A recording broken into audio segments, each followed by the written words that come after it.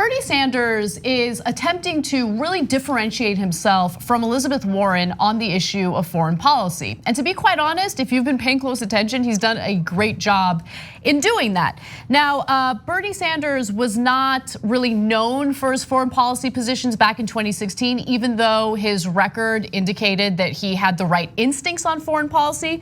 But let's give you a little taste of where he's at today.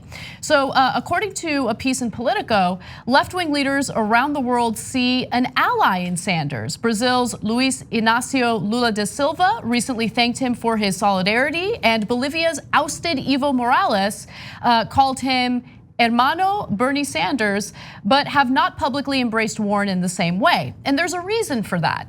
So as we've shown you on the show before, during a conversation with Jorge Ramos, Bernie Sanders chimed in on what happened in Bolivia, and he called it what it is. Take a look. You wrote in a tweet that you thought it was a military coup, what happened in Bolivia.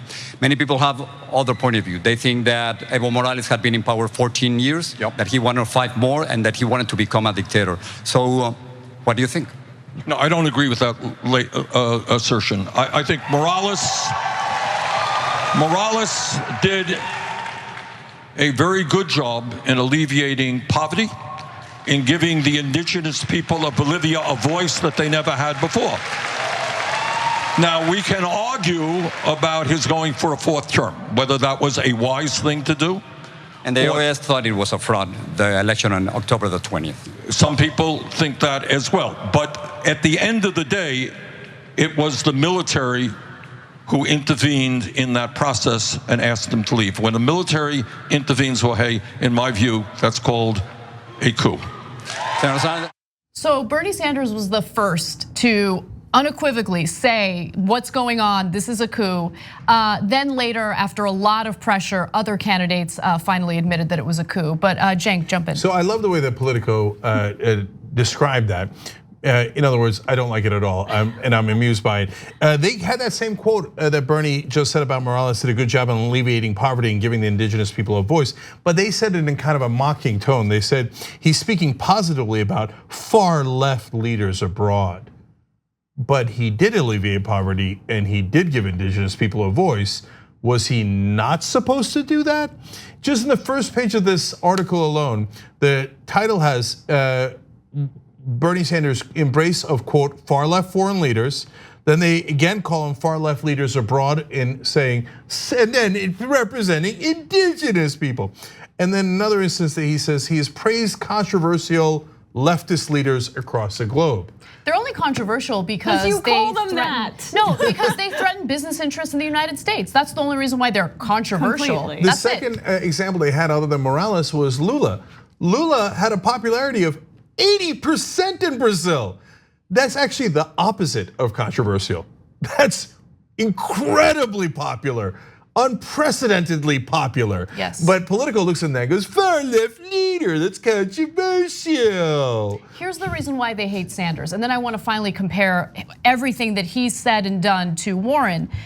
Sanders shares many of the left wing's long-held critiques of American imperialism, okay, from opposition to clandestine interference across the world, but particularly in Latin America and the Middle East, to disapproval of the American military's global footprint. That's why they hate him. That's why they refer to him as controversial and a supporter of controversial far left leaders. Okay, I just gotta say, they wrote that as a criticism of Bernie Sanders. Whereas when, as progressives, we read that, we're like, yes, that's exactly right. It's like, finally, because that's the biggest, largest differentiator between him and Warren, I definitely think. Because American imperialism, touching that, talking about those issues, it's often been seen as, oh, it's like, it's not gonna help you with voters. Why would you even touch that? No one cares unless you were talking about the war in Iraq, Afghanistan, the war on terror. But Bernie Sanders goes, I don't care, that's my principles. And he's reaching a larger audience of people, perhaps Latin American voters or Latinx voters in the United States, who might see that kind of principled talk as something that's advantageous and speaking to an experience that other politicians haven't because they were too afraid.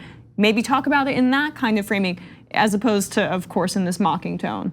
So let's talk a little bit about where Warren stands. And Emma, you did that wonderful interview where you asked about her defense spending, and she notoriously provided more in defense spending than Trump even asked for, which was problematic, and then she dodged your question on that. But aside from defense spending, her position on various foreign policy issues has not been good. Warren has been more hawkish than Sanders on China and more resistant to having talks with an Assad-led Syria and North Korea, while Sanders considers Israel's Netanyahu government part of a growing authoritarian axis. Warren will preface criticism of Israel by noting that it is a strong and important ally. Also, Warren joined much of the Western world in expressing support for more aggressive action against Maduro's government in Venezuela and recognizing Juan Guaido as an interim president in 2019. Sanders declined to recognize Guaido and urged the US to, quote, learn the lessons of the past and not be in the business of regime change or supporting coups. Yeah, that's not helpful that she supported Guaido as an interim president. To be fair, to her on the issue of Palestine, she's pledged on the trail to make peace process with the Palestinians a condition for continuing to provide aid to Israel, which is the correct position and a very solidly progressive position. Now, I don't know who asked for this story, because that's usually how it works. I'm fascinated by this story because it's got a totally mainstream media derisive attack on Bernie Sanders, but if I'm the Bernie Sanders team, I kind of love this story. Oh, 100%. Right? Yeah. And it seems like they might have talked to some Sanders folks as sources as well. So it's a fascinating combination. They say that Bernie Sanders has Matt Duss on his foreign policy team, and he's a fierce progressive critic of Washington's foreign policy. Again, Politico writes that in a seemingly derisive way, and they also add, he has not worked in a presidential administration. To which I say, awesome. Yeah, right? 100%. So whereas Warren has Sasha Baker on her team, and they served as deputy chief of staff to Barack Obama's defense secretary, Ash Carter. So for the mainstream media, mainstream politicians, that gives them great comfort. Don't worry, the Obama people are still in charge on Warren's team, is the way they interpret that, whether it's correct or not, right? Whereas on Bernie's team, they're like, there are no Obama or Clinton people, or even Bush people.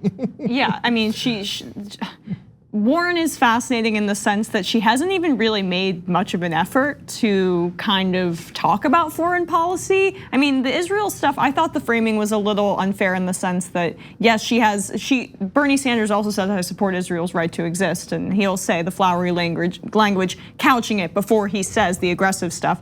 But and she has come around on that issue, but he led the way. Part of that is because he's the Jewish candidate in the race, and he can't get called an anti-Semite, although he is called a self-hating Jew. But part of that is, I know, but part of that is also because he is of the left. He is traditionally of the left. He understands that this is a global movement in a way that no presidential candidate in my lifetime, and I think in a lot of people's lifetimes have. And part of being a part of the left and that solidarity is combating imperialism, and Warren hasn't understood that as a senator for the short time that she's been a senator, and hasn't understood that on the campaign because maybe she doesn't see it as a political advantage, but that shouldn't matter. And the fact that Bernie says it, despite the fact that it may not be a political advantage, is part of why he is beloved.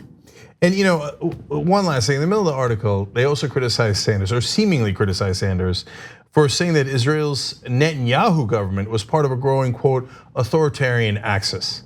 So, damn right. First of all, that's true, Bernie Sanders is correct.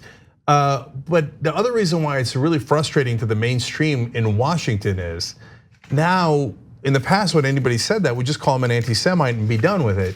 But we can't do that to Bernie. And that grinds their gears more than anything else. So he's deeply frustrating to them for being correct. He's correct on Lula, he's correct on Morales, he's correct on Israel, and is driving Washington crazy. And it's a wonderful differentiator for him as opposed to all of the other candidates. Thanks for watching The Young Turks, really appreciate it. Another way to show support is through YouTube memberships.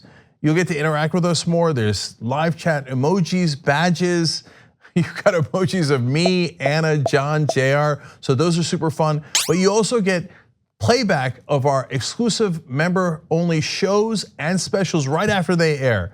So all of that All you gotta do is click that join button right underneath the video. Thank you.